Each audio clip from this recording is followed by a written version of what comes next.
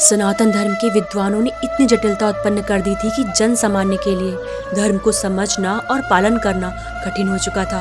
फलस्वरूप हिंदू धर्म पतनोन्मुख था। इस अवसर पर एक नवीन धर्म का उदय हो चुका था, जिसके सिद्धांत सरल और जन सामान्य की भाषा में थे। उस धर्म का नाम बौद्ध धर्म था, जिसका प्रचार प्रसार बहुत ही तेजी से हो रहा था। ऐसा लग रहा था कि सनातन धर्म का स्थान बौद्ध धर्म ले लेगा और अनादिकाल से चला आ रहा सनातन धर्म अपने अंतिम दौर में है। उस समय आर्यावर्त के आकाश में उदय होता है एक ऐसे नक्षत्र का जिसे भगवान शंकर का अवतार कहा जाता है। उन आदि गुरु ने सनातन धर्म का नियमन, पुनर्गठन और पुनर्स्थापन किया। उन दिव्य पुरुष को आज हम आदि गुरु शंकराचार्य जी के नाम से जानते हैं, जिनके लिखे हुए ग्रंथ विद्वता के अप्रतिम प्रतिमान हैं, जिन्हें विश्व का सर्वश्रेष्ठ दार्शनिक माना जाता है, जिनके तर्कों का प्रत्युत्तर पूरे भारत के किसी विद्वान के पास नहीं था, जिन्होंने 8 वर्ष की अल्प आयु में संन्यास लेकर अपने 32 वर्ष के अल्प जीवन काल में इतना यश कमा लिया कि जब तक संसार में सनातन धर्म रहेगा तब तक आदि शंकराचार्य जी का नाम भी जीवित रहेगा। आइए जानते हैं आदि गुरु और विद्वान शिरोमणि आदि शंकराचार्य जी के बारे में। आदि शंकराचार्य जी का जन्म 788 ईस्वी में केरल के कालड़ी नामक ग्राम में एक ब्राह्मण परिवार में हुआ था। इनके पिता का नाम शिव गुरु और माता का नाम आर्यम्बा था।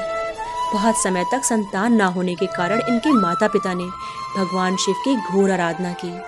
फलस्वरूप भगवान शंकर ने प्रसन्न होकर स्वप्न में दर्शन दिया और पुत्र प्राप्ति का वरदान दिया, लेकिन साथ ही एक शर्त भी रखी कि या तो दीर्घायु किंतु साधारण पुत्र ले लो अथवा अल्पायु किंतु महाज्ञानी पुत्र का चयन कर लो। इनके पिता ने दूसरा विकल्प चुना। कहते हैं कि स्वयं भगवान शिव ने उनके घर पुत्र रूप में जन्म लिया। माता पिता ने इनका नाम शिव जी के नाम पर शंकर रखा। इन्होंने मात्र 2 वर्ष की आयु में संस्कृत और 3 वर्ष में मलयालम पढ़ना सीख लिया था। इसका उल्लेख माधवैया शंकर विजया नामक पुस्तक में है।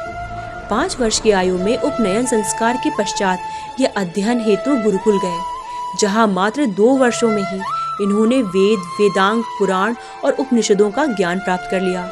7 वर्ष की अल्प आयु में ही इनके पिता का देहांत हो गया। इसके बाद इनकी माँ ने इनका लालन पोषण किया। 8 वर्ष की आयु में इन्होंने संन्यास हेतु माँ से अनुमति मांगी, किंतु एकमात्र संतान होने के कारण माँ ने इन्हें संन्यास की आज्ञा देने से मना कर दिया। इसके बाद ईश्वर की लीला से एक दिन नदी में स्नान करते समय शंकराचार्य जी का पैर एक मगरमच्छ ने पकड़ लिया। इन्होंने माँ से कहा कि मगरमच्छ ने मेरा पैर पकड़ लिया है, अगर आप मुझे संन्यास की आज्ञा दें तभी मैं अपना पैर छुड़ाने का प्रयत्न करूंगा। मजबूरी में माँ ने आज्ञा दे दी। 8 वर्ष की अल्प आयु में ही शंकराचार्य जी संन्यास ग्रहण कर भारत भ्रमण पर निकले। चलते हुए रमणीक हिमालय क्षेत्र में बद्रीनाथ धाम पहुंचकर इन्हें संत गुरु गोविंद भगवत पाद जी मिले। गोविंद भगवत पाद जी से मिलकर इन्हें लगा कि ये ही उनके गुरु हैं। शंकराचार्य जी ने उनसे शिष्य रूप में स्वीकार करने की प्रार्थना की। तभी गोविंद भगवत पाद जी ने प्रश्न किया, तुम कौन हो? शंकराचार्य जी ने उत्तर दिया, ना तो मैं अग्नि हूँ, ना जल और ना ही मैं वायु हूँ, ना ही मैं शून्य, मैं तो सत्य सनातन आत्मा हूँ जो सर्वव्याप्त है। गोविंद भगवत पाद जी इतने प्रसन्न हुए कि तुरंत ही इन्हें अपना शिष्य बना लिया। उन्होंने शंकराचार्य जी को अद्वैतवाद की शिक्षा दी। उनके सानिध्य में शंकराचार्य जी ने वेद वेदांगों का सांगोपांग अध्ययन किया और जगत गुरु शंकराचार्य बने। आदि शंकराचार्य जी ने तत्कालीन परिस्थितियों का विस्तृत विश्लेषण किया। उस समय हिंदू धर्म में कई मत प्रचलित हो चुके थे। हिंदू वैदिक सिद्धांतों से अलग धर्म की व्याख्या करने लगे थे। इनके खंडन व वास्तविक सनातन धर्म के प्रचार प्रसार और पुनर्स्थापन हेतु आचार्य शंकराचार्य जी ने 2 प्रमुख कार्य किए। पहला, वेद वेदांगों की सही एवं सरल व्याख्या हेतु ग्रंथों की रचना और दूसरा, विद्वानों को वेद के अद्वैत दर्शन को समझाना। इसके लिए उन्होंने पूरे भारत में भ्रमण कर बौद्ध, जैन और हिंदू धर्म के 80 से अधिक विद्वानों से शास्त्रार्थ करके तर्कों द्वारा उनके मतों का खंडन कर वेदों में वर्णित अद्वैतवाद के सिद्धांत को प्रतिस्थापित किया। तत्कालीन समाज में प्रचलित कई कुरीतियों का उन्होंने प्रबल विरोध भी किया, जिसमें जाति प्रथा, छुआछूत और पशु बलि प्रथा मुख्य है। आदि शंकराचार्य जी महान दार्शनिक, परम ज्ञानी संत के साथ साथ क्रांतिकारी समाज सुधारक भी थे।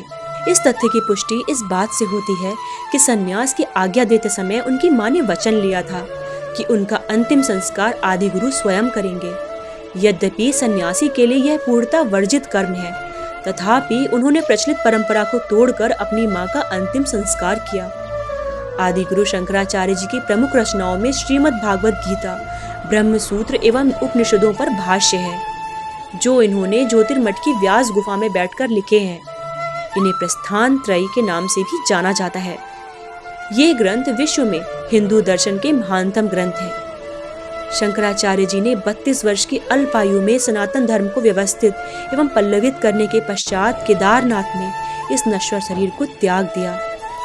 कहने के लिए तो उनका जीवन अल्प आयु था, 32 वर्ष का कालखंड होता ही कितना है, परंतु अपने कर्म, दार्शनिक ग्रंथों एवं सनातन धर्म के लिए किए गए कार्यों के कारण उनकी यशायु सनातन धर्म की ही भांति चिरंतर बनी रहेगी। जब तक सनातन धर्म रहेगा तब तक आदि गुरु शंकराचार्य जी का नाम भी अक्षुण्ण रहेगा।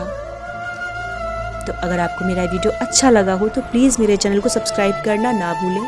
साथ ही साथ अपने विचार कमेंट बॉक्स में ज़रूर बताएं। धन्यवाद।